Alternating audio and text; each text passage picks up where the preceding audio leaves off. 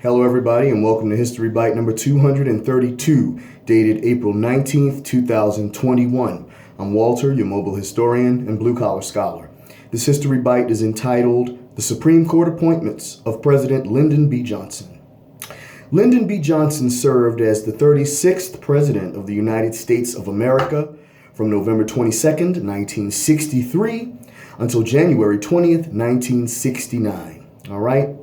Johnson presided over the most profoundly nation-altering decade in American history, all right, in my humble opinion, all right, aside from the 1860s, of course, all right. The amount of social change that happened in this country during the presidency of Lyndon Johnson cannot be equated with any other decade in American history aside from the 1860s, all right? And Johnson, of course, serving in the 1960s, presided over a tremendous amount of change to this nation's fabric.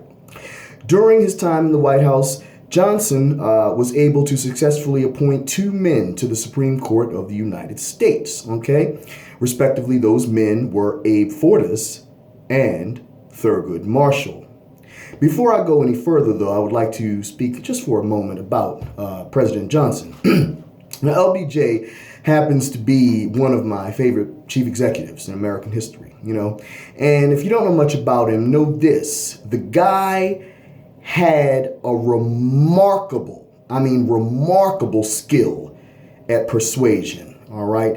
Able to twist arms and getting people to do things that they were strongly inclined against doing. You know, he was a master manipulator. He was known as the master of the Senate. You know, he did the math even before the problem was written down on the page, knowing what could and could not get out of the Senate, all right, when he served as Senate Majority Leader, all right, before becoming Vice President. Indeed, LBJ was a formidable guy, dynamic politician, and a master politician in every way that could be imagined. You know, he had, you know, a hell of an ability to get things done. And he did, which is why he's one of the most successful presidents in American history. All right. And so that ties into his Supreme Court appointments. Now, Johnson is one of the few, not the only American president who directly manipulated circumstances to get his Supreme Court appointments. Neither one of his Supreme Court appointments were obtained simply because a justice decided to retire and go on about their business. No, Johnson, in his usual manner, manipulated situations to get those appointments. So let's start with the first one, all right? That would be the appointment of Abe Fortas in 1965. How did that come about? Well, in 1965, U.S. Ambassador to the UN, Adlai Stevenson, passed away at the age of 65. All right, it was a devastating loss to the nation because Stevenson was a very effective ambassador. And thus it fell to Johnson to fill this position. All right. Johnson, you know, ever the clever and cunning individual that he was, all right, thus had to do some shopping to find an individual to replace Stevenson. All right. He had long desired to put his very close friend and legal advisor, attorney Abe Fortas, on the Supreme Court. And I'll add for the record that this was not something that Fortas wanted initially, all right? But nonetheless, Johnson wanted to make it happen anyway, all right? So one way to make that happen was to get an incumbent justice to leave. Johnson targeted who he perceived to be the weakest link to be able to get that done, and that was Justice Arthur Goldberg. In addition to having respect for Goldberg as an individual and in his abilities, he thought Goldberg would be the easiest to persuade. Okay, so Johnson approached Goldberg and offered him the position of U.S. Ambassador to the UN, a position which Goldberg, you know, really didn't want. I mean, that's not exactly a fair trade. Give me a UN Ambassador post for a Supreme Court seat. I mean, one is life tenured and immensely powerful, and the other is, well, not all that much, okay? But Johnson, applied what was known as the Johnson treatment. A tremendous amount of flattery and persuasion. The Johnson treatment was not something most men were able to prevail against, all right? Not even Chief Justice Earl Warren was able to prevail against it. Indeed, Johnson had approached Warren to head the what would become known as the Warren Commission, the commission that investigated the assassination of President Kennedy. All right, Warren thought it would be highly improper for a Chief Justice to head such a political commission, but Johnson applied the Johnson treatment to the Chief Justice, and Warren ultimately accepted the role. All right, Johnson wanted him to head the commission to give it an appearance of, impropriety and credibility, being that the Chief Justice of the U.S. is heading it. All right, that's just an example of the Johnson treatment. So Johnson gave the treatment to Goldberg. It took more than what he expected, though, but ultimately in the end, it worked. All right, and Arthur Goldberg resigned from the Supreme Court in July of 1965. All right, to become the U.S. ambassador to the United Nations. This was in spite of, pleading by Chief Justice Warren not to leave the court, as Goldberg's departure would certainly be a loss initially. And, Goldberg had already demonstrated, remarkable talent as a justice. He had already shown that he could go on to be one of the greats, especially with his opinion in Escobedo versus Illinois, 1964. All right, but the Johnson treatment prevailed, and Goldberg resigned, giving Johnson the ability to appoint Abe Fortas to the court. All right. Like I said, initially Fortas didn't want the position. All right. And Johnson essentially tricked him into coming to the White House so that he could announce the nomination. All right. Which Fortas accepted. All right.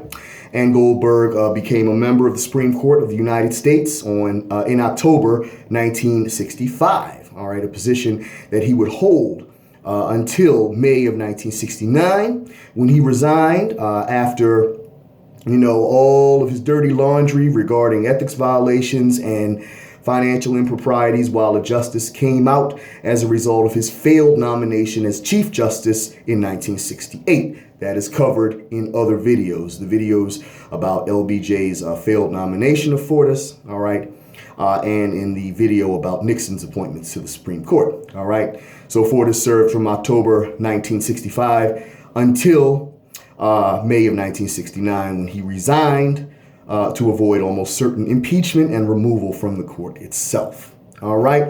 Fortas died in 1982 and had lived the rest of his life as a private practice attorney, sometimes appearing before the court and before the justices with whom he had served. All right. So that's Johnson's first appointment, Abe Fortas. When Fortas resigned from the court in 1969, he was replaced by Judge Harry Andrew Blackmun. All right. Blackmun became an Associate Justice of the Supreme Court in June of 1970 and served in that role until August 1994.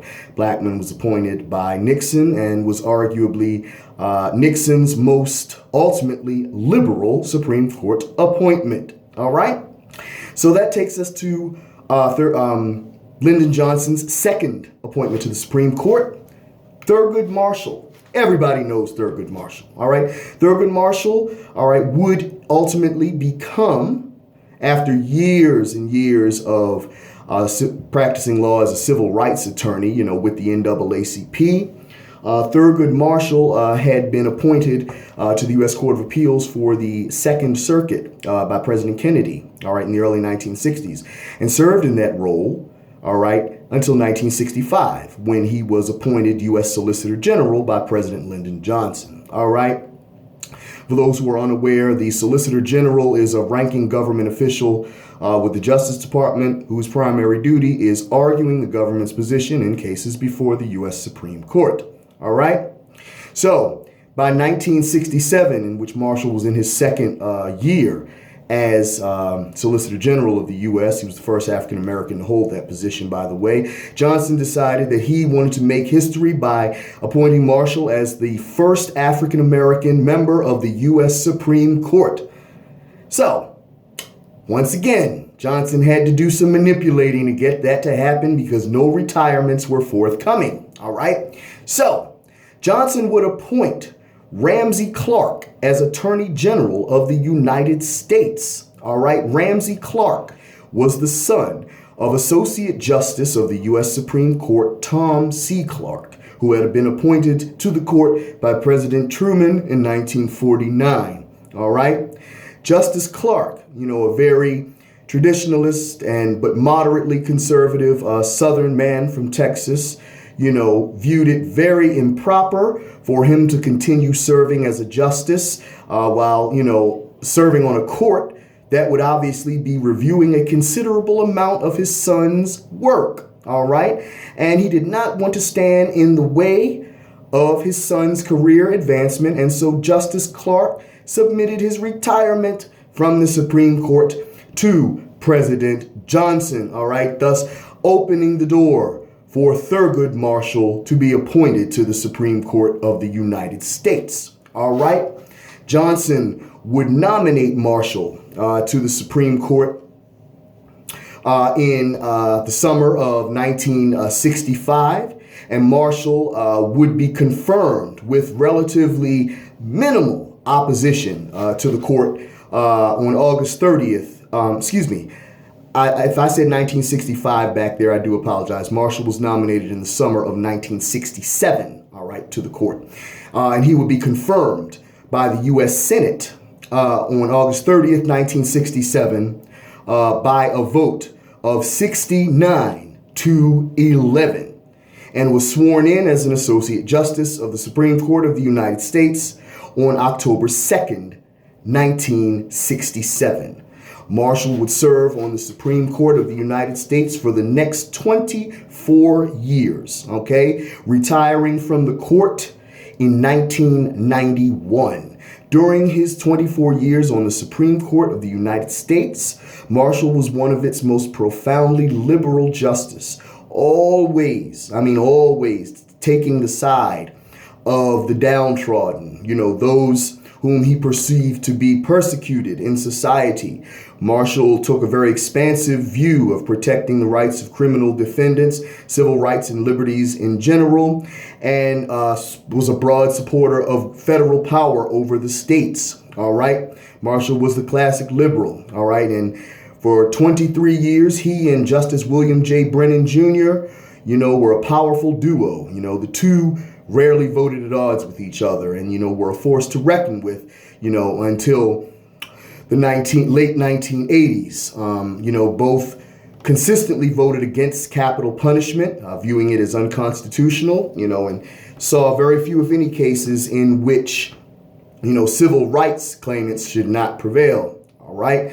Like I said, Marshall retired from the court in 1991 at the age of 83 and was replaced by Justice Clarence Thomas, who continues to serve on the court to this very day at the time of this recording. And at the time of this recording, Clarence Thomas is the longest serving member of the Supreme Court of the United States. He will reach his 30-year mark in October 2021. So once again, President Lyndon B Johnson's two appointments to the Supreme Court of the United States were Abe Fortas in 1965, all right, and he served until May of 1969, all right. And his second appointment was Thurgood Marshall, who served from October 1967 until officially leaving his position in late 1991, okay. These are Lyndon B. Johnson's two appointments to the Supreme Court of the United States. Johnson, like I said, to my knowledge and to date, is the only American president who had to manipulate circumstances to get Supreme Court appointments. All right. Fortas, for the record, if I didn't mention it, was also a reliably liberal justice, although he took a more pro-corporate stance than his predecessor, Arthur Goldberg, while on the court. But both men were solid liberals while on the Supreme Court in the 4 years that they did serve together. So, Abe Fortas and Thurgood Marshall, the two Supreme Court appointments of President Lyndon Baines Johnson. All right. Any questions or controversies, leave them down below. I'll be happy to answer them. All right. If you liked this video and gained some insight and learned a thing or five from it, drop me a like. I'd greatly appreciate it. And if you have not subscribed to my YouTube channel, please do so now. That means the most to me. Just hit that little red subscribe button and we will be in business. It gives me great pleasure to teach you all about these things. All right. So take care. Stay safe out there. Thanks again for listening, and I'll talk to you at the next bite. Peace.